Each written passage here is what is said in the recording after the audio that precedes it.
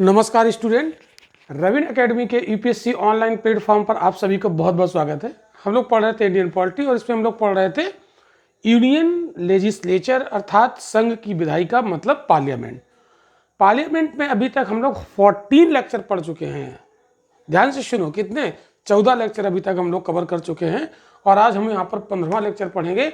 और पिछले लेक्चर में हमने आपको बजट कंप्लीट पढ़ाया था कि बजट का संविधान में क्या प्रावधान है। इस पर बहुत डिटेल में लेक्चर लिया है। अगर जिस बच्चे ने ना देखा हो तो वो प्लेलिस्ट पर जाएंगे और वहाँ पर सारे लेक्चर आपको मिल जाएंगे, या आप वहाँ पर आई बटन में देख सकते हैं, क्लिक करेंगे, उसका लिंक आई बटन में दे दिया जाएगा उस प्लेलिस्ट का, और वहाँ पर आप क्लिक करके सारे लेक्चर देख सकते हैं। पिछले लेक्चर आप देखेंगे तभी आगे वाले लेक्चर आपको समझ में आएंगे क्योंकि सारे लेक्चर एक दूसरे से इंटरलिंक्ड हैं। ओके, तो आज वाले लेक्चर में जो हम बातें करेंगे बजट से ही संबंधित कुछ और भी बातें हैं। ठीक है, लेन देन से संबंधित ही कुछ बातें होंगी। और जो पिछले बजट में हमने आपको बताया था, मतलब पिछले क्लास में आपको बताया गया था कि जब बजट प्रस्तुत किया जाता है तो उसमें अनुदान मांगे प्रस्तुत की जाती है ना। तो डिमांड ऑफ ग्रांट क्या प्रस्तुत की जाती है?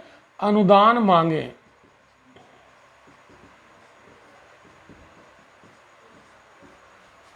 Demand of grant, demand of grant इसको कहते हैं। ठीक है, सरकार के द्वारा बजट में अपने विभिन्न मंत्रालयों को कुछ ग्रांट मांगी जाती है। ठीक है, उसे अनुदान मांग कहा जाता है। और अनुदान मांग जब मतदान हो जाता है और वो ओके कर दी जाती है पार्लियामेंट में स्पेशली किसका राइट है? लोकसभा का। अनुदान मांग कहाँ पेश की जाएगी? लोकसभा में। ठीक है, लोकसभा जो होती है अनुदान मांग में परिवर्तन कर सकती है, कटौती कर सकती है, लेकिन उसमें वृद्धि नहीं कर सकती है। ये बात आपको पता होना चाहिए। ठीक है, तो सरकार को बहुत सारा अनुदान मिलता है जिससे कि वो अपने योजनाओं को संचालित करते हैं। अब वो जो बजट में मांगें प्रस्तुत की गई उनके अलावा कुछ अन्य अनुदान भी दिए जाते हैं। तो अदर ग्रांट, ठीक है, कुछ अदर ग्रांट भी दी जाती हैं, अदर ग्रांट्स। ठीक है, अन्य मांगे यानी अन्य अनुदान भी दिया जाता है।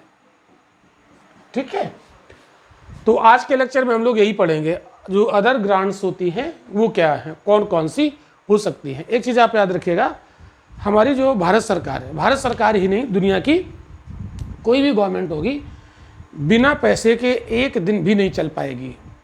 उसको रोज़ पैसे चाहिए। क्यों?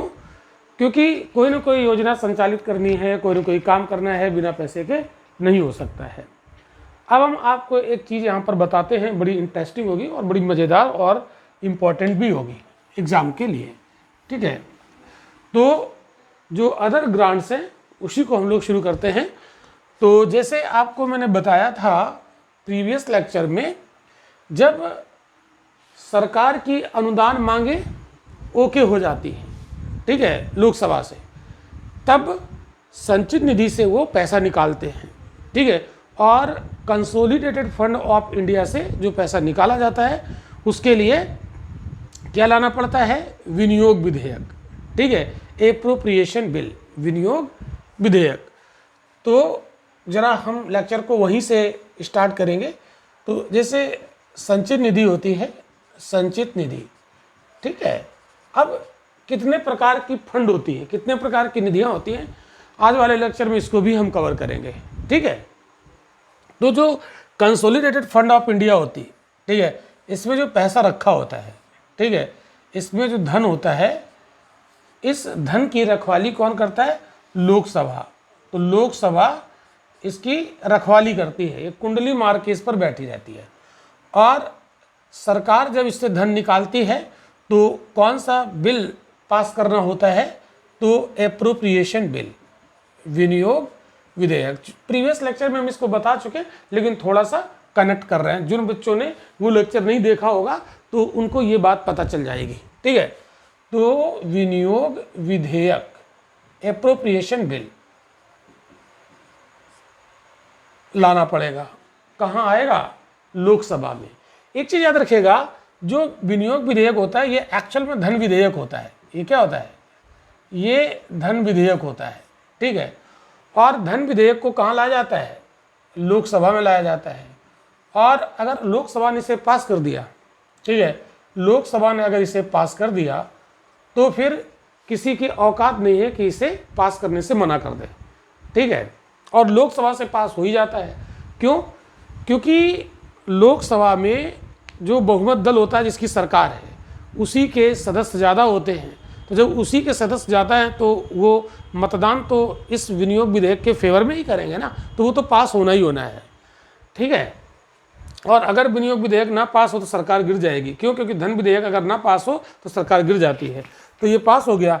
जब ये विनियोग विधेयक पास हो गया तो जैसे ही विनियोग विधेयक पास होगा वैसे ही पास होने का परिणाम क्या होगा? संचित निधि से पैसा सरकार को मिल जाएगा। संचित निधि से सरकार को धन प्राप्त हो जाएगा। सरकार को अमाउंट यानी धन प्राप्त हो जाता है और सरकार अपना काम करने लगती है, ठीक है। जहाँ जो पैसा खर्च होना है बजट में निर्धारित था, कहाँ कौन सा पैसा खर्च किया जाना है, तो सरकार अपना काम करना शुरू कर देती है, क्योंकि बिना पैसे के काम नहीं चलता।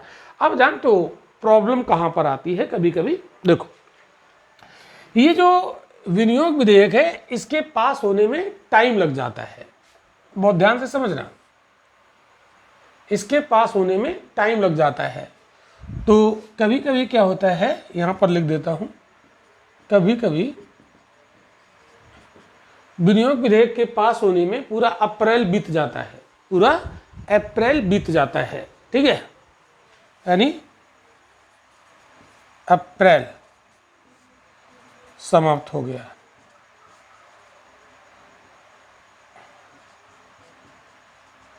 ऐसी सिचुएशन अगर आई तो अब आप ये बताओ, जो वित्त वर्ष होता है, वित्त वर्ष, फाइनेंशियल ईयर, वित्त वर्ष, ये कब से कब होता है? ये होता है 1 अप्रैल से 31 मार्च। बहुत ध्यान समझना है, 1 अप्रैल से लेकर 31 मार्च। मतलब अगर 1 अप्रैल 2022 से वित्त वर्ष शुरू हुआ तो 31 मार्च 2023 तक जाएगा, ठीक है। तो ये 1 साल हो गया ना। तो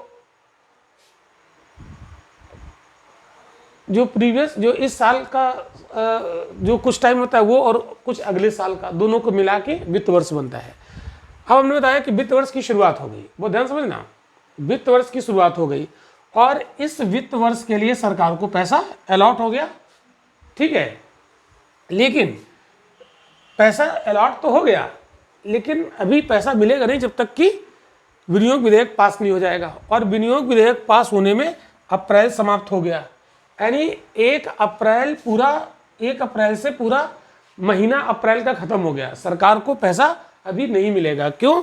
क्योंकि विनियोग विधेयक पास नहीं हुआ। बहुत ध्यान से समझना बच्चों, ठीक है। तो ये 1 महीना जो अप्रैल का गुजर गया, सरकार के पास कोई पैसा आया ही नहीं। क्यों? क्योंकि विनियोग विधेयक को पास होने में पूरा अप्रैल बीत गया। तो जो पूरा अप्रैल बीता उसके लिए सरकार को पैसा कहाँ से मिलेगा? क्योंकि अभी तो संचित निधि से निकला नहीं, इश्यू तो हो गया।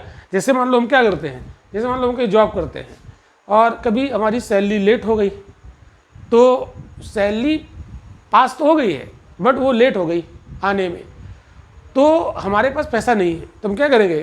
कहीं से व्यवस्था करेंगे, कहीं से अरेंज कर लेंगे और कहेंगे कि अभी हमें दे दो, मेरी सैलरी आएगी, हम आपको वापस कर देंगे। बस सरकार की सैलरी अभी निकली नहीं है, इसमें अकाउंट में पड़ी है। क्यों? क्योंकि विनियोग विधेयक पास होने में टाइम लग गया, तब तक अप्रैल बीत गया। ऐसे साधारण शब्दों में इसको समझो, यानी ये जो पूरा अप्रैल था, हाँ अप्रैल, इस अप्रैल का खर्चा सरकार का कैसे चलेगा? क्योंकि पैसा निकला नहीं है, ठीक है। कहने का मतलब ये है कि एक वित्त वर्ष का एक महीना ऐसा बीत गया जिसमें सरकार के पास कोई पैसा ही नहीं आया, मिला ही नहीं।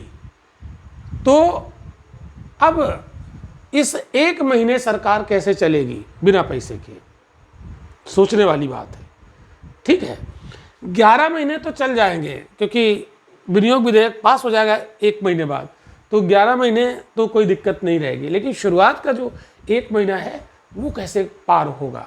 तो इसके लिए एक अलग व्यवस्था कर दी गई है। इस अप्रैल का खर्चा चलाने के लिए एक अलग से व्यवस्था की गई है। उस व्यवस्था को बोला जाता है लेखानुदान। क्या बोला जाता है? लेखानुदान। लेखानुदान, इसको बोलते हैं वोट्स ऑन अकाउंट। लेखानुदान, क्या बोलते हैं इसको? वोट्स ऑन अकाउंट, लेखानुदान। तो लेखानुदान के माध्यम से सरकार को इस एक महीने का खर्च चलाने के लिए लोकसभा संचित निधि से पैसा निकाल के दे देती है एडवांस में। बोला ठीक है, आप ये रख लीजिए, और जब आपका विनियोग विधेयक पास हो जाए और जब आपको संचित निधि से पैसा मिल जाए तो ये जो एक महीने का आपको एडवांस दे दिया गया है ये आप वापस कर दीजिएगा। आगे बात समझ में। तो ये जो लेखानुदान है ये आर्टिकल 116 में इसका प्रावधान किया गया है। तो इसके लिए आर्टिकल कौन सा है? 116। ये है लेखानुदान। बात समझ में आ गई? और जो विनियोग विधेयक है इसका प्रावधान किस आर्टिकल में है? ये 114 में है। ये आर्टिकल भी आप ध्यान कर लीजिएगा क्योंकि पीसीएस में पूछ देता है। तो लेखानुदान के माध्यम से क्या होता है? सरकार को किसी वित्त वर्ष या जो वर्तमान वित्त वर्ष के कुछ समय के लिए अग्रिम धन उपलब्ध कराया जाता है। ठीक है, लोकसभा निकाल के संचित निधि से ही दे देती है सरकार को लेखानुदान के माध्यम से। इसको कहते हैं वोट्स ऑन अकाउंट। पता समझ में आ गया? लिख लोगे इसको? बिल्कुल, वेरी गुड। ठीक है, तो लेखानुदान समझ में आ गया। अब आगे बढ़ते हैं। अगली बात यहां पर हम लोग करते हैं भाई। अगली बात में हम लोग क्या समझने वाले हैं? अगली बात में हम लोग समझने वाले हैं प्रत्यानुदान। ठीक है, इसको कहते हैं वोट्स ऑन क्रेडिट। प्रत्यानुदान, प्रत्यानुदान, वोट्स ऑन क्रेडिट। ठीक है, इसके नाम से ही पता चलता है वोट्स ऑन क्रेडिट। ठीक है, प्रत्यानुदान। तो जैसे मान लो, इसको समझते हैं बहुत ध्यान से, ये बड़ा इंटरेस्टिंग है। जैसे मान लो कोई जो मद है, कोई आइटम है, कोई योजना है, कोई सेवा है, वो बहुत बड़ी है, अति विशाल है ना। जब कोई सेवा या कोई कल्याणकारी योजना, कोई मद, ठीक है, अति विशाल हो, कैसी हो? अति विशाल, बहुत बड़ी। ठीक है, इसमें खर्चा कितना होगा ये अनुमान नहीं है। इसमें कितना खर्च, बहुत विशाल योजना है, ठीक है, और इसमें कितना खर्च होगा ये मतलब ये अनिश्चित स्वरूप की है ना। ये कैसी है? अनिश्चित स्वरूप की है। बहुत ध्यान समझना, अनिश्चित स्वरूप। इसका स्वरूप क्लियर नहीं कि इसमें कितना पैसा खर्च हो जाएगा, अनिश्चित स्वरूप की है। तो हमें पता ही नहीं कि इसमें कितना पैसा खर्च हो जाएगा। तो फिर इसका जो खर्च होगा, इसकी मांग का विवरण बजट में प्रस्तुत नहीं किया जाता है। ठीक है, इसी वजह से, इस वजह से इसकी मांग का विवरण, मांग का विवरण बजट में प्रस्तुत नहीं किया जाता, यानी बजट के साथ प्रस्तुत नहीं किया जाता, प्रस्तुत नहीं किया जाता। बोले जब ये अनिश्चित स्वरूप की है, पता नहीं कितना पैसा खर्च हो, तो बजट में इसके लिए हम क्या मांगे, ठीक है, बाद में देख लेंगे जितना खर्च होगा, ठीक है, अलग से ले लेंगे। तो ऐसी स्थिति में क्या करेगी जो लोकसभा होगी, तो ऐसी सेवा के लिए, मतलब इसकी जो मांग होगी ना, तो ऐसी मांग के लिए, ऐसी मांग के लिए लोकसभा संचित निधि से धन दे सकती है। ऐसी मांग के लिए लोकसभा सरकार को संचित निधि से धन दे सकती है, धन दे सकती है। उसके लिए वोट्स ऑन क्रेडिट, प्रत्यानुदान के माध्यम से धन देगी, ठीक है, इसको कहते हैं प्रत्यानुदान। अब इसको और अच्छे से समझो, ध्यान से देखो, जब कोई सेवा अति विशाल है, बहुत बड़ी है, अनिश्चित स्वरूप की है, ये नहीं पता है कि इसमें कितना खर्च होगा, इसलिए इसके लिए जो हम मांग प्रस्तुत करेंगे वो बजट पे प्रस्तुत नहीं करेंगे, क्योंकि पता नहीं कितना खर्च होगा, तो इसलिए हम क्या मांगे, कितना मांगे। तो ऐसी सेवा के लिए लोकसभा सरकार को संचित निधि से धन दे सकती है, उसके लिए प्रत्यानुदान के माध्यम से धन दिया जाता है, ठीक है। तो इसको ब्लैंक चेक कहते हैं, क्या बोल देते हैं, ब्लैंक चेक, मतलब सरकार को एक तरीके की ब्लैंक चेक दे दी गई। बहुत ध्यान से समझना है। अब ब्लैंक चेक क्यों दे दी गई, जब मान लो किसी को आप चेक देते हैं, जैसे मान लो किसी को चेक दिया और उससे कितनी ज़रूरत है, तो कहते पता नहीं कितना खर्च होगा, तो कहते हैं कि आप एक ब्लैंक चेक लिए जाओ, हम साइन कर देते हैं, जितना ज़रूरत उतना भर लेना, जितना ज़रूरत हो उतना भर लेना, 1 करोड़ 2 करोड़ जितना भी ज़रूरत हो वो आप भर लेना इसमें और उसे कैश करा लेना। तो अनिश्चित स्वरूप था, पता था नहीं कि कितना खर्च होगा, इसलिए लोकसभा ऐसी मांग के लिए प्रत्यानुदान के माध्यम से सरकार को उपलब्ध कराती है। बजट में इसका विवरण, इस मांग का बजट में विवरण प्रस्तुत नहीं किया जाता। जैसे बजट बहुत सारी अनुदान मांगे प्रस्तुत की जाती ना, कि इस सेवा के लिए इतना चाहिए, इस सेवा के लिए इतना चाहिए, और इस सेवा के लिए कितना चाहिए हमें पता ही नहीं, तो इसलिए बजट में इसका विवरण देंगे नहीं, तो लोकसभा इसको अलग से प्रत्यानुदान के माध्यम से धन देगा। धन जाएगा कहां से, जाएगा संचित निधि से ही, लेकिन तरीका अलग होगा। तो ये ब्लैंक चेक होगी, क्योंकि पता नहीं है कि कितना खर्च हो जाएगा, इसलिए जितना जरूरत हो उतना भर लीजिएगा। आगे बात समझ में, तो आपसे क्वेश्चन पूछ सकता है यूपीएससी पीटी में कि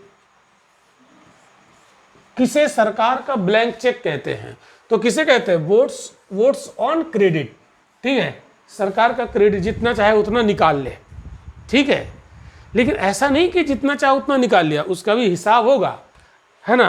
कैग जो होगा ना, इसको ऑडिट करेगा कि इतना आपने पैसा इस अनिश्चित स्वरूप की सेवा के लिए आपने, जैसे मान लो कि मेडिकल फैसिलिटीज़ प्रोवाइड करानी है, ठीक है, या भारत में जो माल न्यूट्रिशन है, कुपोषण को दूर करने के लिए पैसा चाहिए, कितना पैसा चाहिए पता नहीं, ठीक है, तो अनिश्चित स्वरूप की योजना है वो, अनिश्चित स्वरूप की, इनडिफाइंड, ये मतलब इंडेफिनिट है ना, तो पता नहीं कितना खर्च होगा, तो उसके लिए पैसा कहाँ से दिया जाएगा, वोट्स ऑन क्रेडिट के माध्यम से, ठीक है। लेकिन ऐसा नहीं कि मन चाह पैसा निकाल लोगे, इसको तो ऑडिट करेगा ना कैग। क्लियर हो गई बात, चलो बहुत अच्छी बात, आई होप कि समझ में आ गया होगा। तो ये हो गया प्रत्यानुदान, इसका भी प्रोविजन आर्टिकल 116 में है। अब एक चीज और है, अनुपूरक अनुदान, क्या बोलते हैं, अनुपूरक नहीं, अपवादानुदान पहले हम लोग देखते हैं। अपवादानुदान, अपवादानुदान ये क्या होता है तो अनुदान ही है ना, इसको तोड़ दो, अपवाद अनुदान, है तो ग्रांट ही, लेकिन इसको अपवादानुदान बोलते हैं। ठीक है, इसको इंग्लिश में कहते हैं एक्सेप्शनल ग्रांट। क्या बोलते हैं? Exceptional grant. ये टर्म आपको जीवन भर परेशान करते हैं अगर आपने क्लियर नहीं किया। तो जहाँ ये टर्म आएंगे आप कंफ्यूज हो जाओगे कि ये है क्या, है ना, परेशान हो जाओगे। तो अपवादानुदान, अब नाम से पता चला कि ये एक्सेप्शनल ग्रांट है, मतलब ऐसा ग्रांट, अभी तक जो ग्रांट दी जाती है, बहुत ध्यान से समझना, इसके नाम में ही इसका कॉन्सेप्ट छिपा हुआ है। ये अपवाद स्वरूप है। तो आप देखो अभी तक जितने भी ग्रांट सरकार को दिए गए हैं, सरकार के जितने भी विभिन्न मिनिस्ट्री होते हैं, मंत्रालय होते हैं, उनको ग्रांट दिया गया किसी न किसी योजना में पैसा खर्च करने के लिए, किसी न किसी सेवा में पैसा खर्च करने के लिए। लेकिन ये अपवाद है, इसका मतलब है कि ये औरों से अलग है। इसका मतलब है इसके तहत जो पैसा दिया जाएगा वो किसी सेवा के लिए नहीं दिया जाएगा। ठीक है, और एक चीज याद रखो कि जो पैसा बजट में निर्धारित किया जाता है ना, जो बजट में अनुदान निर्धारित किया जाता है, ठीक है, अनुदान निर्धारित किया जाता है वो किसी न किसी सेवा में खर्च होता है, वो किसी न किसी सेवा में खर्च होता है, सेवा में खर्च होता है, किसी योजना में खर्च होता है। ठीक है, लेकिन ये जो अनुदान है इसका बजट से लेना देना कोई नहीं है, ये अलग टाइप का है, अपवाद है, इसीलिए इसको एक्सेप्शनल ग्रांट बोलते हैं। तो बाकी जितनी ग्रांट थी वो सब किसी न किसी योजना में खर्च करने के लिए की जाती है, लेकिन इसका और उनका संबंध बजट से होता है। ठीक, लेकिन इसका संबंध बजट से नहीं होता है। ठीक है, तो ये विशेष प्रयोजन के लिए मंजूर की जाती है ना। अपवादानुदान किसी विशेष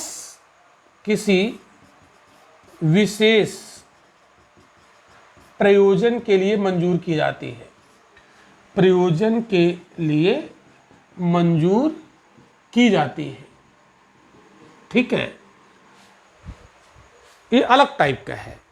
इसका मतलब है कि ये वर्तमान वित्तीय वर्ष की सेवा से संबंधित नहीं होती है ना, ये वाली सेवा से संबंधित होती है। तो अपवादानुदान वर्तमान वित्त वर्ष, जो करंट फाइनेंशियल ईयर है, वर्तमान वित्त वर्ष की किसी सेवा से संबंधित नहीं होती है, किसी सेवा से संबंधित नहीं होती है, संबंधित नहीं होती है। क्लियर? अब आपसे यही क्वेश्चन पूछा जाएगा, अर्थात इसका बजट में इसका उल्लेख नहीं होता है, अर्थात इसको बजट में शामिल नहीं किया जाता, इसको बजट में शामिल नहीं किया जाता, बजट में शामिल नहीं किया जाता, शामिल नहीं किया जाता। तो जितनी भी ग्रांट है उसको बजट में ही, है ना, आपको पता है अनुदान मांगे बजट में ही शामिल की जाती है, लेकिन इसको बजट से इसका कोई लेना देना नहीं है। ये किसी विशेष प्रयोजन के लिए मंजूर की जाती है और इसका करंट फाइनेंशियल ईयर में जितनी भी सर्विसेज शुरू की जाती हैं, जितनी भी योजनाएं शुरू की जाती हैं, उससे इसका कोई लेना देना नहीं होता है। तो अभी तक हमने देखा लेखानुदान, ठीक है, अपवादानुदान, प्रत्यानुदान, ठीक है, वोट्स ऑन क्रेडिट, ये हमने यहां पर देख लिए। क्लियर हो गई बात सभी को? चलो अब हम लोग समझते हैं और जैसे एक होता है अनुपूरक अनुदान, सप्लीमेंट्री ग्रांट, अनुपूरक अनुदान, अनुपूरक अनुदान, इसको कहते हैं सप्लीमेंट्री ग्रांट। ठीक है, अनुपूरक अनुदान नाम से ही पता चल रहा है, ठीक है, तो जैसे मान लो, एक आपको एग्जांपल देते हैं। जैसे मान लो कोई योजना है, ठीक है, और इस योजना में कितना खर्च होगा, कितना खर्च होगा ये पता चल जाता पहले ही, अनुमान लगा लिया, ठीक है। और इसको बजट मतलब बजट में अनुमान लगा लिया किसी योजना में कितना खर्च होगा, और इसको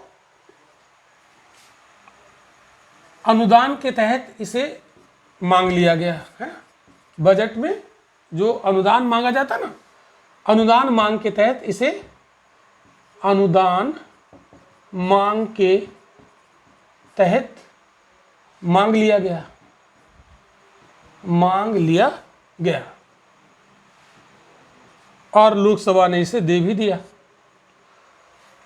कितना खर्च होगा, अनुदान मांग के तहत बजट में ही इसे मांग लिया गया और लोकसभा ने इसे दे भी दिया। लेकिन अब मान लीजिएगा कि ये जो मांग ली गई है ना, और इसे मिल भी गया, और इसके लिए विनियोग विधेयक के माध्यम से इतना पैसा निकाल भी लिया गया जितना इसमें खर्च होगा। तो विनियोग विधेयक द्वारा पैसा निकाल लिया गया, निकाल लिया गया, ठीक है। तो यहां तक तो कोई दिक्कत नहीं है, ठीक है। लेकिन जब ये पैसा निकाला गया और खर्च किया गया उस योजना में, ठीक है, तो पता चला ये पैसा पर्याप्त नहीं था, ये पैसा पर्याप्त नहीं था। तो ये जो अनुदान मांग इसको दी गई है वो पर्याप्त नहीं थी, सफिशिएंट नहीं थी, ठीक है। तो ये जो पैसा निकाला ये इस योजना के लिए पर्याप्त नहीं हुआ। तो ये जो पैसा निकाला ये इस योजना के लिए पर्याप्त नहीं, ध्यान समझना। तब क्या करेंगे, तो कहेंगे कि भाई और देना पड़ेगा। तो और देना पड़ेगा तो पीछे से सप्लीमेंट्री और, है ना, अनुपूरक, उसे पूरा करने के लिए और थोड़ा पैसा एक्स्ट्रा देना पड़ेगा। तो ऐसी स्थिति में अनुपूरक अनुदान के माध्यम से सरकार को पैसा मिल जाता है। अब इसको एक लाइन में करेक्ट कर दो कि जब किसी योजना के लिए निर्धारित अनुदान मांग पर्याप्त नहीं होती है तो उसे पूरा करने के लिए अनुपूरक अनुदान यानी सप्लीमेंट्री ग्रांट के तहत सरकार को पैसा दिया जाता है। आगे बात समझ में। और इसके लिए आर्टिकल 115 है। तो इसके लिए कौन सा आर्टिकल है, 115, ठीक है। तो supplementary grant article 115, clear. I hope कि आपको समझ में चीजें आ गई होंगी, ठीक है। तो अब हम लोग बात करते हैं अतिरिक्त अनुदान और एक होगा अधिक अनुदान, ठीक है। तो अनुपूरक, अतिरिक्त और अधिक, ये तीनों का प्रावधान आर्टिकल 115 में है। तो अब हम लोग बात करने वाले हैं अतिरिक्त अनुदान की।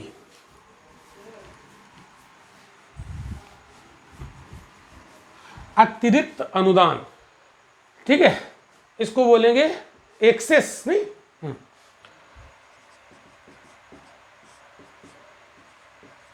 अतिरिक्त अनुदान, ये भी आर्टिकल 115 के तहत होती है। आर्टिकल 115 अनुपूरक, अतिरिक्त और अधिक, ये तीनों का प्रावधान आर्टिकल 115 में है। अब इस शब्द को आप तोड़ो, ठीक है। तो जैसे मान लो कि वित्त वर्ष में, करंट फाइनेंशियल ईयर में, वित्त वर्ष में कोई नई सेवा शुरू की गई, जैसे नहीं, देखो कोई नई सेवा शुरू की गई, बहुत ध्यान से समझना। जैसे आप देखते हो कि जब बजट पास होता है तो जो पुरानी योजनाएं चल रही होती हैं उनको कंटिन्यू करते हैं, और किसी किसी बजट में कोई नई योजना शुरू की जाती है, यानी कोई नई सेवा शुरू की जाती है। ठीक है, और इसके लिए बजट में कितना व्यय होगा इसकी परिकल्पना की नहीं गई। ठीक है, इसके व्यय के लिए, इसके व्यय यानी खर्च के लिए बजट में परिकल्पना नहीं की गई, परिकल्पना नहीं की गई, नहीं की गई। ठीक है, तो फिर क्या करेंगे? एक नई सेवा है ना ये, तो नई सेवा है तो इसके लिए अतिरिक्त अनुदान के माध्यम से पैसा उपलब्ध कराया जाएगा। ओके, और इसकी ज़रूरत तो है ही है कि इस सेवा को हमें चलाना है, इस योजना को हमें चलाना है, तो पैसा तो चाहिए। और बजट में इसकी परिकल्पना की नहीं गई थी कि इसमें कितना खर्च होगा, तो इस सेवा के लिए क्या करेंगे? अतिरिक्त अनुदान के माध्यम से पैसा उपलब्ध कराया जाएगा सरकार को। ठीक है, अतिरिक्त अनुदान के माध्यम से इस नई सेवा के लिए अलग से ग्रांट दी जाएगी। तो नई सेवा मतलब एक अतिरिक्त सेवा शुरू की गई, तो अतिरिक्त सेवा के लिए बजट में कोई परिकल्पना की नहीं गई, तो इस अतिरिक्त यानी नई सेवा के लिए अतिरिक्त अनुदान के माध्यम से पैसा सरकार को दिया जाएगा। ठीक है, तो बजट में जो डिमांड ऑफ ग्रांट, ठीक है, मांग अनुदान होती है, यानी अनुदान मांग होती है, उसके अलावा भी सरकार को और भी अनुदान मांग दी जाती है। ठीक है, तो ये है अतिरिक्त अनुदान। अब हम बात करते हैं अधिक अनुदान की। अब कहेंगे सर अतिरिक्त और अधिक में अंतर क्या है? अंतर है, देखो। अब हम बात करते हैं अधिक अनुदान।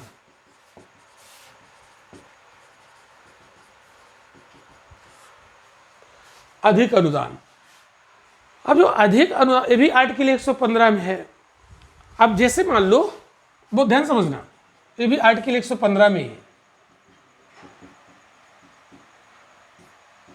आप कहेंगे अतिरिक्त और अधिक तो एक ही है, ये तो एक दूसरे का सिनोनिम, ठीक है, पर्यायवाची है नहीं, लेकिन अंतर है, टेक्निकल अंतर है इसमें। देखो है क्या, जैसे मान लो बजट में कोई योजना शुरू की गई, ठीक है, या पहले से चल रही है, जैसे मान लो मनरेगा चल रहा है, ठीक है, ऐसे बहुत सारी योजनाएं चलती हैं।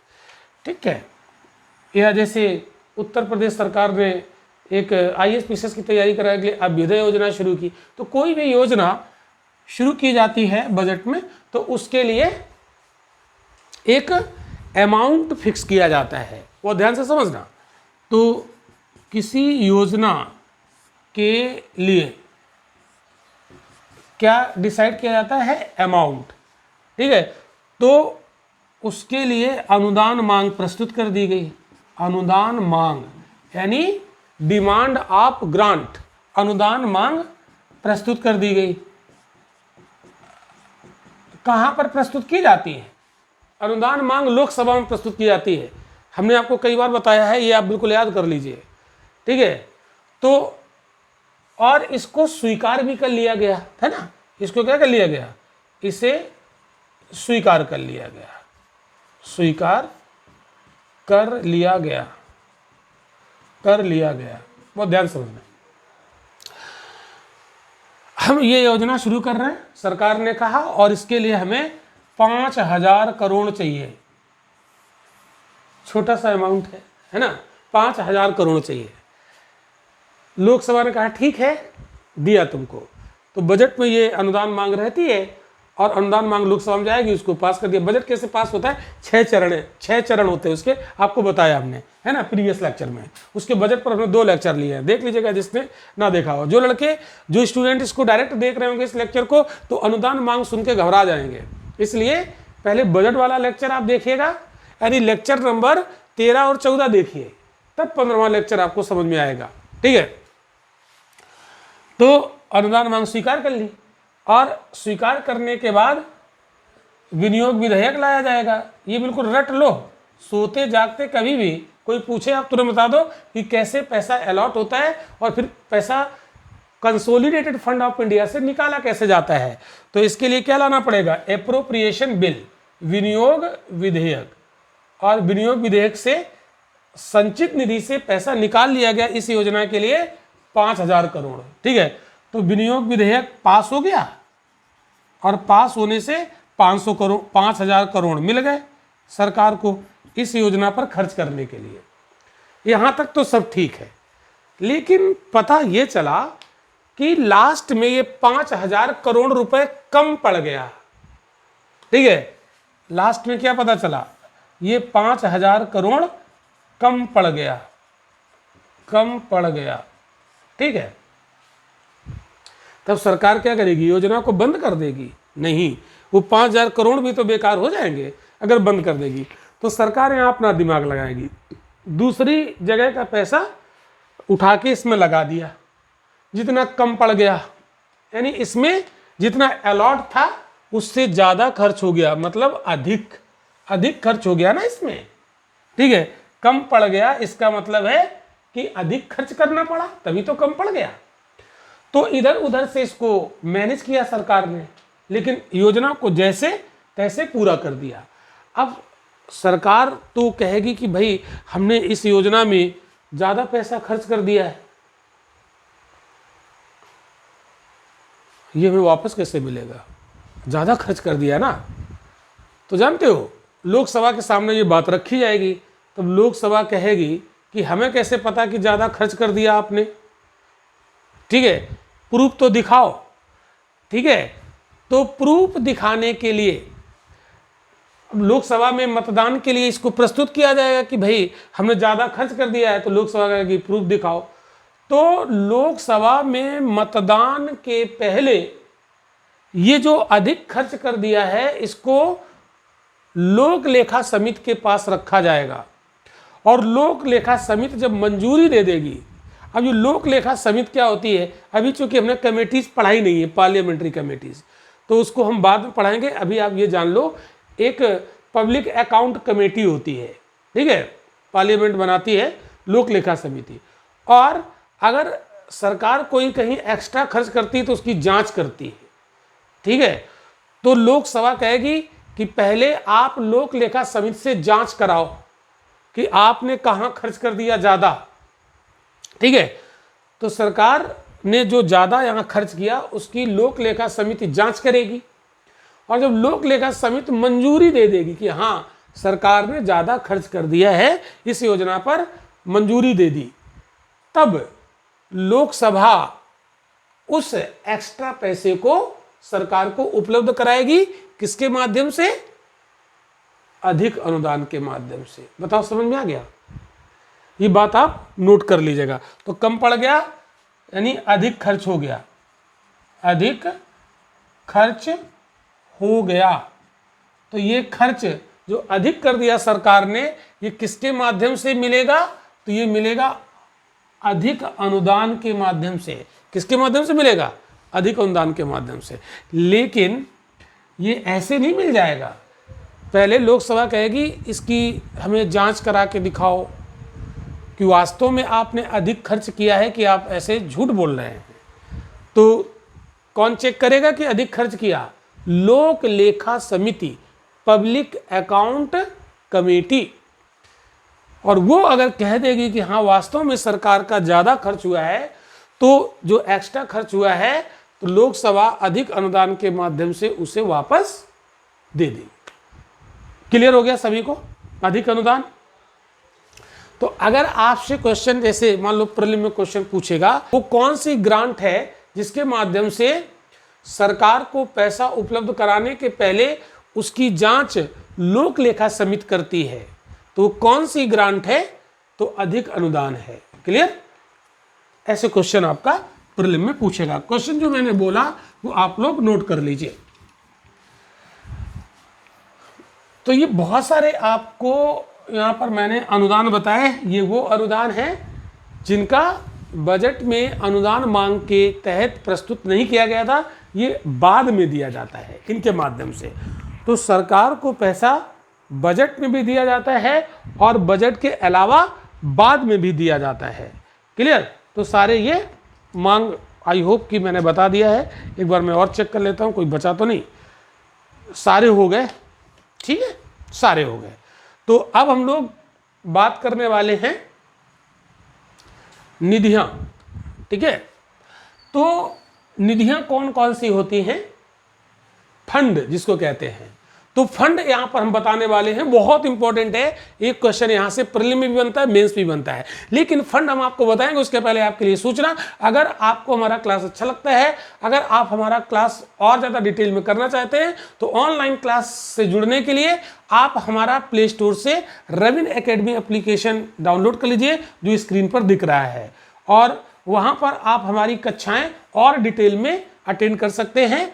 और अगर ऑनलाइन क्लास आप जो मेरी करना चाहते हैं और कोई इन्फॉर्मेशन चाहिए, तो दिए गए व्हाट्सएप नंबर जो स्क्रीन पर दिख रहा है उस पर आप कॉल कर लीजिए। हमारी टीम आपकी जो भी समस्या है, जो भी क्वेरी है, उसको हल करेगी। ठीक है। दूसरी सूचना, एक मिशन आईएएस मैंने शुरू किया है रविन एकेडमी यूपीएससी के बैनर तले, जिससे पूरे भारत के स्टूडेंट को हम घर बैठे तैयारी करवाते हैं, जिसका कोई बहुत बड़ा खर्च नहीं होता है, बड़ा नॉमिनल होता है। ठीक है। तो अगर आप उससे मिशन आईएएस से जुड़ना चाह रहे हैं, तो आप स्क्रीन पर जो दिया गया व्हाट्सएप नंबर है उस पर अपना नाम, नंबर और मिशन आईएएस लिखकर भेज दीजिए, आपको उसमें जोड़ दिया जाएगा। इस मिशन आईएएस में हम आपको video lecture, study material, test series सारा उपलब्ध कराते हैं, और घर बैठे आप आईएएस की तैयारी कर सकते हैं, अपने सपनों को साकार कर सकते हैं। चलिए, ये तो थी सूचना आपके लिए। अब हम लोग बात करते हैं फंड, निधियां।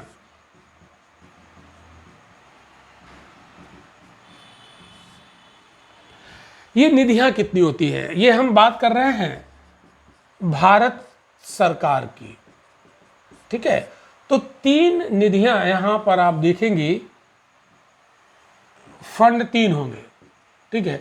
एक होती है संचित निधि, कंसोलिडेटेड फंड, संचित निधि, इंग्लिश में आप इसको लिख देंगे कंसोलिडेटेड फंड। ठीक है। और दूसरी होती है आकस्मिक निधि, आकस्मिक निधि, कंटिंजेंसी फंड, कंटिंजेंसी फंड लिख देता हूं,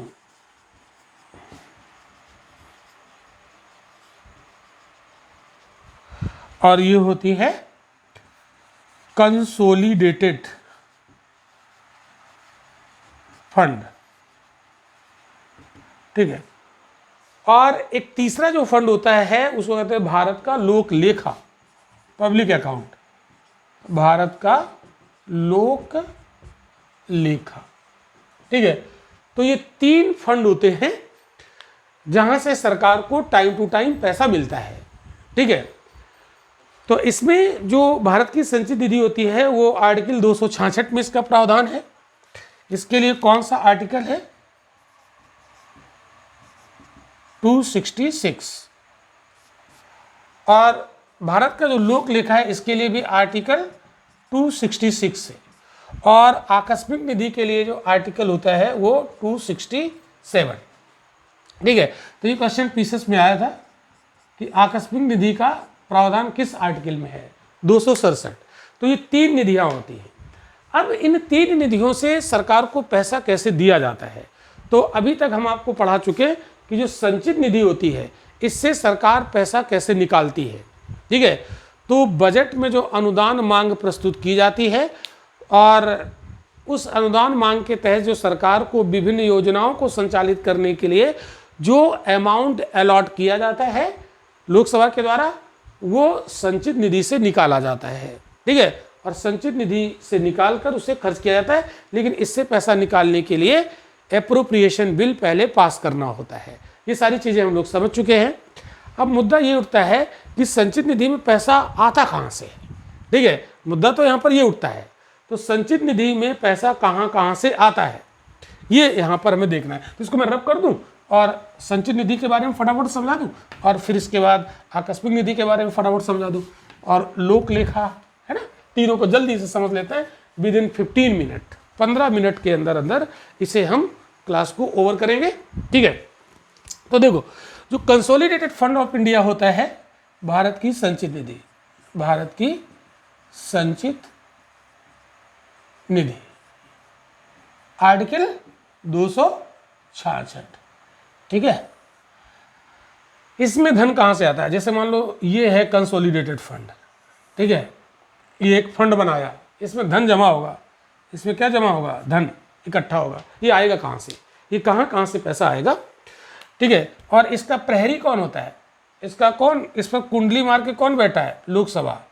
लोकसभा इसकी पहरेदार है, इससे धन ऐसे नहीं निकलेगा। सरकार ऐसा नहीं कि मन चाहे सरकार जितना चाहे उतना निकाल ले, ऐसे नहीं निकलेगा। जितना अलॉट किया गया है अनुदान मांगों के तहत, है ना, डिमांड ऑफ ग्रांट के तहत, उतना ही निकलेगा। इससे ज़्यादा एक पैसा कम नहीं, एक पैसा ज़्यादा नहीं, उतना ही निकलेगा। उतनी चेक भर के यहाँ पर रख दी जाएगी, उतना ही निकल जाएगा। ये हम आपको पढ़ा चुके हैं। ठीक, अब इसमें पैसा अगर इससे सरकार निकालती है तो इसमें पैसा भरा कहाँ से जाता है? तो देखिए, जितना हम लोग टैक्स, मतलब हम लोग टैक्स देते हैं ना सरकार को, सरकार हम लोगों को टैक्स इम्पोज करती है, तो टैक्स से आने वाली आय यहाँ जमा हो जाती है। ठीक है, तो टैक्स से जो इनकम होती है वो कहाँ जमा होती है? इस फंड में जमा हो जाती है। यानी हम लोगों ने जितना पैसा टैक्स के रूप में दिया है वो कहाँ पर सुरक्षित इकट्ठा हो जाता है? कंसोलिडेटेड फंड में। और सरकार इस पैसे को ऐसे नहीं निकालेगी जब तक लोकसभा इसकी अनुमति नहीं देगी। अनुमति कैसे मिलेगी? एप्रोप्रिएशन बिल पास करना होगा। इसका मतलब टेंशन की कोई बात नहीं। जो हम लोग टैक्स देते हैं वो ऐसे सरकार कहीं अपने ऐश के लिए नहीं उड़ा सकती। ठीक है, और सरकार को यहाँ से जो धन दिया जाता है वो किसी योजना को संचालित करने के लिए दिया जाता है। ठीक है, और अगर सरकार उस योजना में उस पैसे को ना लगाए तो जांच बैठेगी, है ना, लोकसभा यानी संसद उसकी जांच करवा देती है, अपनी समितियों के माध्यम से कमेटी बिठा देती है। ठीक है, तो ऐसा नहीं कि आप सोचें कि सरकार जितना चाहे हाथ डाले यहाँ से निकाल ले। कोई सरकार राजा थोड़ी ना है, ये तो डेमोक्रेसी है, लोकतंत्र है। हमारे पैसे की सुरक्षा होती है, लोकसभा इसकी सुरक्षा करती है। ठीक है, तो टैक्स हम लोग देते तो टेंशन की बात नहीं है, वो सुरक्षित रहता है और देश के विकास में लगेगा ये पैसा। ठीक है, अब आप देखो, एक तो ये हो गया। दूसरा, और पैसा कहाँ से आएगा? जैसे भारत सरकार का जितना भी, मतलब वही रेवेन्यू है, ये है ना, टैक्स जो मिलेगा कि क्या है? रेवेन्यू। दूसरा, जैसे भारत सरकार कहीं से उधार लाई, है ना, ऋण, ठीक है, वो कहीं से भी लाए ऋण, विदेश से लाए, कहीं से लाए, तो वो वाला पैसा भी यहाँ पर जमा हो जाएगा। ठीक है, इसके अलावा जैसे केंद्र सरकार ने कहीं पर ऋण बांटा था, ठीक है, जैसे सरकार ने कर्ज बांटा किसी को, किसी देश को, किसी को कर्ज दे दिया, है ना, तो जब कर्ज बांटा तो ये कर्ज वापस भी तो मिलेगा, हमें वापस भी तो मिलेगा, तो ये यहाँ से वापस होगा इसमें। ठीक है, तो ये जो कर्ज की वापसी होगी, वापसी, और जो कर्ज बांटा था उस पर ब्याज भी मिलेगा, तो ब्याज, तो मूलधन भी आएगा और उस पर इंटरेस्ट भी आएगा। तो ये सारा जो आएगा वो कहाँ पर जमा हो जाएगा? इस कंसोलिडेटेड फंड में। क्लियर होगी बात? तो कंसोलिडेटेड फंड में पैसा कहाँ से आता है? क्लियर सारी बातें? तो ये अगर आपसे क्वेश्चन पूछा जाए तो आप इसे बहुत आसानी से बता सकते हो। क्लियर? तो इससे पैसा निकलता कैसे, वो तो सारी चीजें हम लोग डिस्कस कर ही चुके हैं। ठीक है, चलो इसको रब कर देते हैं। तो संचित निधि क्लियर। अब हम लोग बात करते हैं आकस्मिक निधि की। फटाफट आकस्मिक निधि देख लेते हैं पहले, आर्टिकल 267 के तहत। ठीक है, तो आकस्मिक निधि देखो जल्दी से। आकस्मिक निधि आर्टिकल 267। अब आकस्मिक निधि में क्या होता है? देखो, समझ लो, आकस्मिक निधि ये अलग से इमरजेंसी के लिए बनाया जाता है। ठीक है, ये किसके लिए बनाया जाता है? इमरजेंसी के लिए। इससे पैसा डाल दिया जाता है, ठीक, इमरजेंसी के लिए। अगर मान लो देश में कोई आकस्मिकता घट गई, कोई आकस्मिकता घट गई तो इसके लिए भाई पता तो होता नहीं बजट में कि जब बजट पारित होता है कि देश में भूकंप आ जाएगा, बाढ़ आ जाएगी, सूखा पड़ जाएगी, तो पता नहीं, तो इसके लिए बजट में कुछ अलॉट नहीं किया जाता है, ठीक है। लेकिन अगर जरूरी कि हर साल आकस्मिकता घटी जाए, लेकिन एक साल ऐसा हो गया, मान लो आकस्मिकता घट गई, बाढ़ आ गई, और बाढ़ आ गई, बाढ़ पीड़ितों को सहायता देनी, तो अब ये पैसा कहाँ से आएगा? तो वो पैसा इस इमरजेंसी से निपटने के लिए यहाँ पर होता है। तो इस पर अधिकार किसका होता है? राष्ट्रपति का। इस पर अधिकार किसका होता है? राष्ट्रपति का अधिकार। राष्ट्रपति का अधिकार होता है। और संचित निधि पर किसका अधिकार होता है? लोकसभा का। तो राष्ट्रपति क्या करेंगे? तुरंत यहाँ से धन निकाल के किसको दे देंगे? सरकार को, ठीक है। तो ये पैसा किसको मिल जाएगा? सरकार को, ताकि सरकार यहाँ पर बाढ़ पीड़ितों की मदद कर सके, ठीक है। तो इसमें विनियोग विधेयक पास नहीं करना होता है। इसमें विनियोग विधेयक यानी एप्रोप्रिएशन बिल की जरूरत नहीं होती है। क्यों? एप्रोप्रिएशन बिल जब तक पास होगा तब तक तो मर जाएंगे ये लोग, है ना। तो आकस्मिकता की जो निधि होती है, कंटिजेंसी फंड, उस पर अधिकार किसका होता है? राष्ट्रपति का। ये इंपॉर्टेंट है, ठीक है। और यहाँ से बिना किसी विधेयक के पारित हुए सरकार को पैसा दे दिया जाता है, और बाद में संचित निधि से पैसा निकाल के फिर यहाँ डाल दिया जाता है कि जब किसी ऐसी कोई आकस्मिकता घटे देश में, तो उससे निपटने के लिए सरकार को यहाँ से फंड दे दिया जाएगा। समझ में आ गई बात? तो आकस्मिकता निधि क्लियर हो गई। अब हम लोग आगे बढ़ते हैं। एक और है ना, एक और बचा हुआ है भारत का लोक लेखा। तो लोक लेखा की बात करते हैं, ठीक है। लोक लेखा जल्दी से समझते हैं। लोक लेखा, public account, public account, article 266, ठीक है। अब पब्लिक अकाउंट में भी पैसा होता है। मान लो ये पब्लिक अकाउंट है, ठीक है, ऐसे मान लिया। इसमें जो धन होगा ये आएगा कहाँ से? फंड इसमें कहाँ से इकट्ठा होगा?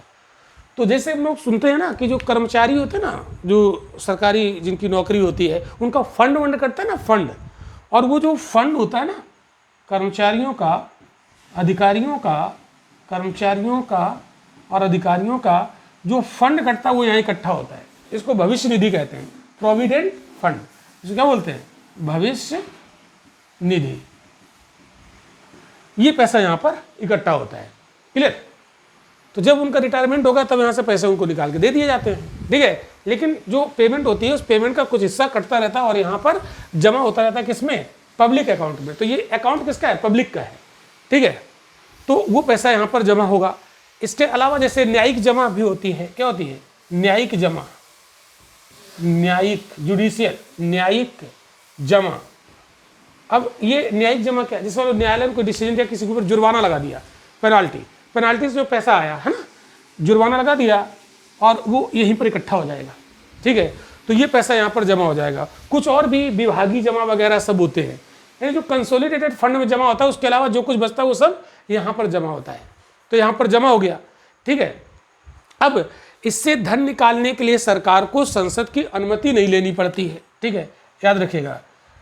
इससे धन जब निकाला जाएगा, है ना, अगर सरकार को यहाँ से देना होगा, सरकार को दिया जाता है, सरकार यहाँ से भी धन ले लेती है, लेकिन इसके लिए संसद की मंजूरी नहीं लेनी पड़ती है। तो यहाँ पर नोट में आप लिख लीजिएगा, इसके लिए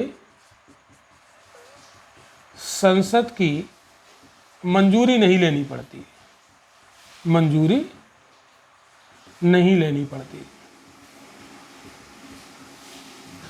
तो आप दिमाग प्यारा होगा कि सरकार जब चाहे जितना चाहे उतना यहाँ से निकाल लेगी। नहीं, ऐसा नहीं होगा। सरकार भी जब यहाँ से निकालेगी पैसा कोई, तो वो कहाँ खर्च करेगी, ठीक है। इसका ऑडिट करता है कैग, ठीक है। तो इसका ऑडिट कौन करता है? कैग। इसकी जांच कैग करता है, जांच कैग के द्वारा, कंट्रोलर ऑडिटर जनरल, कैग के द्वारा की जाती है।